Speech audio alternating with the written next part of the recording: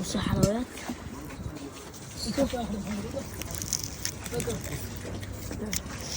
وريهم.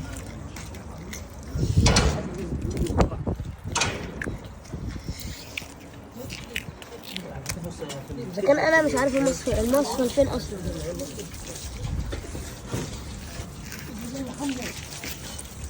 بص وريها لهم بتقطع ازاي. ايه ده؟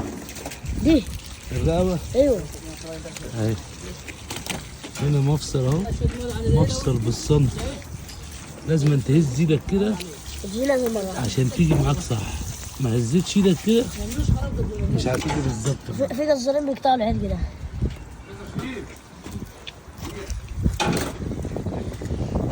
حلويات يابا، بص حلويات احلى بتوع البلد.